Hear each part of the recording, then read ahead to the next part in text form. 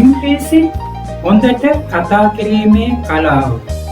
Art of speaking English well.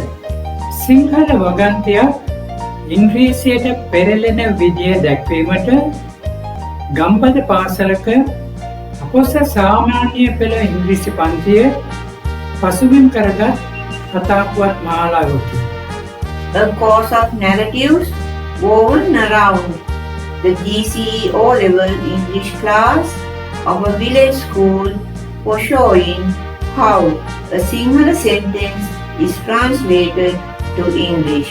සම්පාදක ආචාර්ය Anthony Fernando. Composer Dr. Anthony Fernando.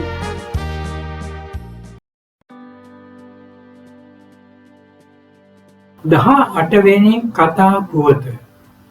යාපනයේ දෙමළ පිරිමි ළමයෙකු සමග බන්දුගේ රේල්ලු ගමන. Narrative 18. Bandhu's train journey with a Tamil boy from Jaffna. මාස කීපයකට පෙර මම අනුරාධපුරයේ ඉන්න මගේ මාමාව බලන්න ගියා. මම ගියේ යාපනයට යන රේල්ලුවෙන්. A few months back, I went to see my uncle in Anuradhapura. I travelled by the train going to Jaffna. සාමාන්‍යයෙන් දුර ගමනක් යනකොට කතා කර කර ඉන්න මා ළඟ කවුරු හරි ඉන්නවා දකින්න මම ආසයි.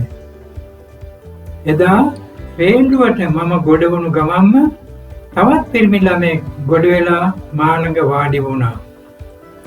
Normally, when I travel long distances, I like to have somebody by my side to chat with. That day, soon after I got into the train, another boy too got in and he sat beside me. ඔහු මගේම වයසේ වගේ. මට ආස හිතුණා. නමුත් මම එයාව නොදැන හිටි නිසා එකපාරම මම එයා එක්ක කතා කරන්න පටන් ගත්තේ නැහැ.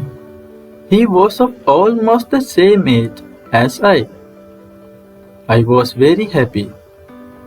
But since I did not know him, I did not start talking to him at once. රේල්ුව යන්න පටන් ගත්තු ගමන්ම ඔහු ඔහුගේ මල්ලෙන් ප්‍රවෘත්ති පත්‍රයක් එළියට ඇදලා ගත්තා. එයා ඒක කියවන ගමන් මම ඒකට එබිලා බැලුවා. ඒක තිබුණේ දෙමළෙන්. මට හරියට දුක හිතුණා. As the train started moving, he pulled out a newspaper from his bag. While he was reading it, I peeped into it. It was in Tamil. I felt very unhappy. වචන ස්වල්පයක් හැර මම දෙමළ නොදැන සිටි නිසා මට බය හිතුණා මුළු ගමනම මට නිශ්ශබ්දව යන්න වෙයි කියලා. Since I did not know Tamil except for a few words, I was afraid that I would have to travel the entire distance in silence. ඒ වුණත් ටික වේලාවකට පස්සේ ඔහු පත්‍රය ඔහුගේ බෑග් එක ඇතුළට නැවත දාලා පොතක් එළියට ගත්තා කියවන්න. මේ සැරේ ඒක ඉංග්‍රීසි නවකතාවක් විය. After a little while, however, he put the newspaper back into his bag and pulled out a book to read.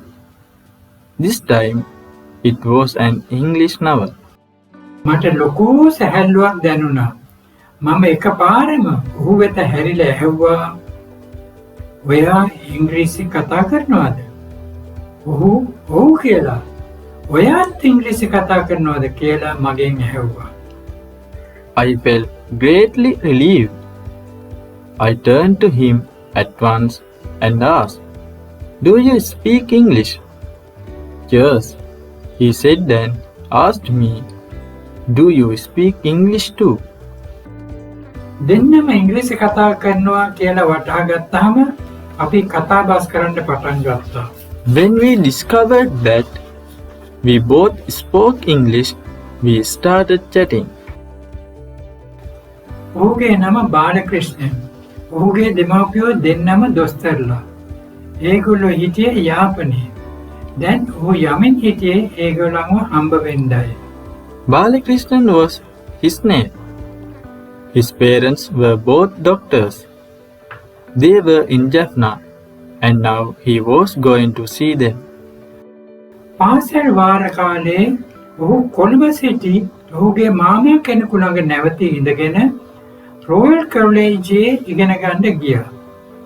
මා වගේම ඔහු අපොස විභාගයට ලෑස්ති වෙමින් හිටියා.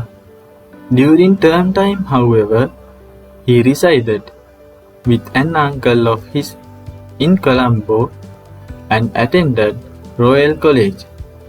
Like me, he was preparing for the GCE exam. විභාගයට අපි ගන්නේ බොහෝ දුරට එක වගේම විෂයන් කියලා අපි දැනගත්තාම අපිට කතාබස් කරන්න බොහෝ දේවල් තිබුණා. When we learned that we were offering more or less the same subject for the exam, we had a lot of things to chat about.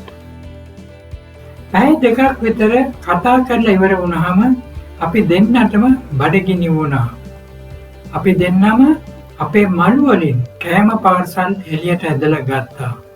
When we had talked for about 2 hours, we were both hungry. Both of us pulled out our lunch packets from our bags. එයාගේ එකේ තිබුණේ තෝසේ, මගේ එකේ ඉදියාප්ප. එයා මට තෝසේ කිහිපයක් දුන්නා. මම එයාට ඉදියාප්ප කිහිපයක් දුන්නා. අපි අපේ ආහාරයේ ආසාවෙන් ගත්තා, ගමනත් ආසාවෙන් ගියා.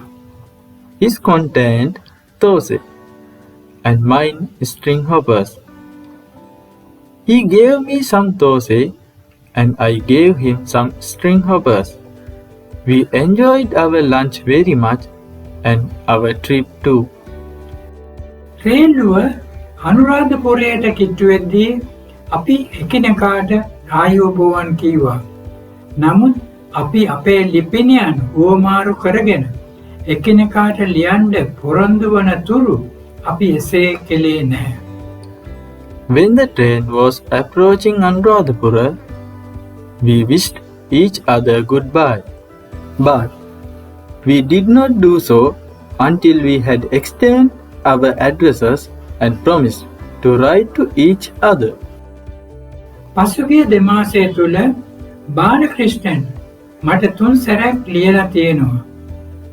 මමත් ඔහුට ලියලා තියෙනවා. During the last 2 months, Balakrishnan has written to me 3 times, and I have written to him too. බාලක්‍රිෂ්ණන් සමග අනුරාධපුරයට මම ගිය ගමන මට සිහිවන හැම විටකම මගේ හිත නිරන්තරයෙන්ම සත්‍යවාදී මහාවිද්‍යාලයේ මගේ ඉංග්‍රීසි ගුරුවරයා වෙත ඇදී යනවා. Today, whenever I recall my train journey to Anuradhapura in the company of Balakrishnan, my mind invariably goes to my teacher of English at the Satyavadi Mahavidyalaya. මට ඔහු වෙත ගැඹුරු ස්තුතිවන්ත හැඟීමක් ඇති වෙනවා. මට අද බාලක්‍රිෂ්ණන් වැනි යාළුවෙක් ඉන්නේ ඔහු නිසායි. I feel a deep sense of gratitude towards him. I have today a friend like Balakrishnan because of him. පාඩමේ දෙවන කොටස කතා පුවත ගැන විමසුම. Second part of lesson, inquiry into the narrative.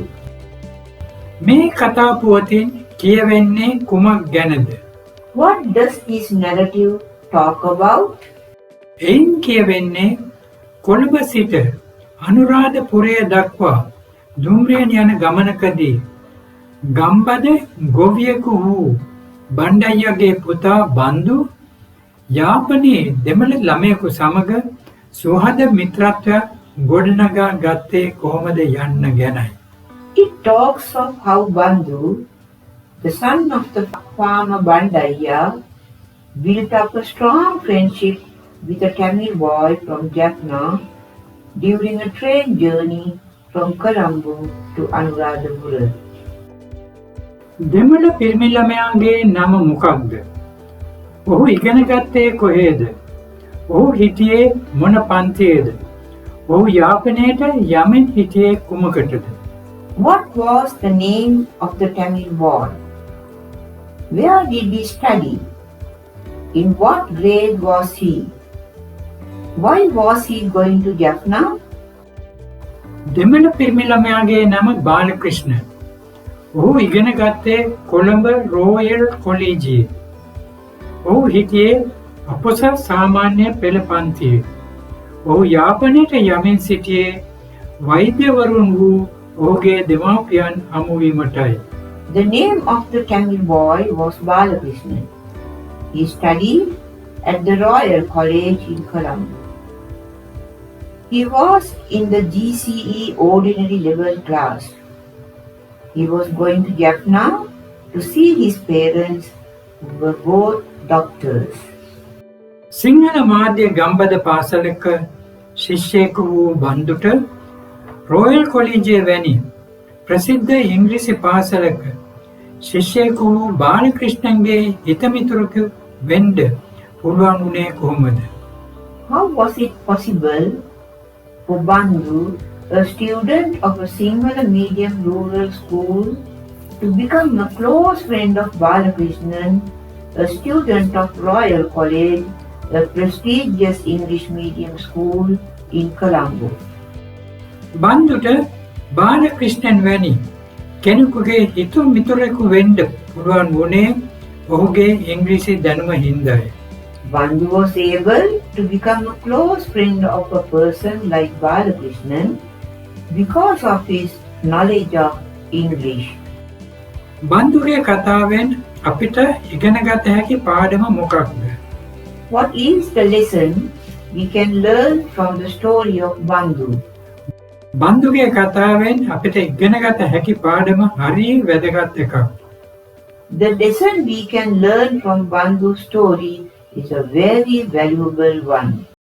එයින් කියවෙන්නේ භාෂාව, ජාතිය, ආගම හෝ සමාජ මට්ටම අතින් කෙතරම් වෙනස් වුවත් දෙවෙනි භාෂාවක් වශයෙන් හොඳට ඉංග්‍රීසි විවහාර කළ හැකි ඕනෑම දෙන්නෙකුට හිතවත් මිතුරන් විය හැකි බවයි.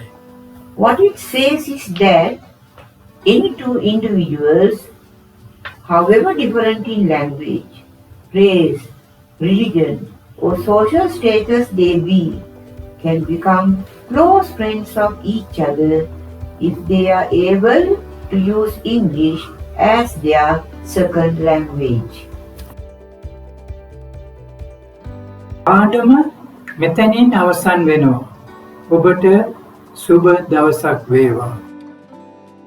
ඉංග්‍රීසි හොඳට කතා කිරීමේ කලාව Art of Speaking English Well යන මෙම පරිවර්තන පාඩම් මාලාව සකස් කර තියෙන්නේ කථාන්තර මගින් ඉංග්‍රීසි උගන්වන පාඩම් 32කින් යුත් ආචාර්ය ඇන්ටනි ප්‍රනාන්දුගේ ශ්‍රී ලාංකික අපි We Sri Lankans යන පොතද ඔහුගේම පාඩම් 32කින් යුත් සිංහල ඉංග්‍රීසි දෙබස් සිංහල ඉංග්‍රීෂ් ඩයලොග්ස් යන පොතද ආශ්‍රයෙන් මෙම පොත් දෙක එකට තැපෑලෙන් මිලට ගන්නා විට රුපියල් 500ක සහන මිලට අපෙන් ගෙන්වා ගත හැක.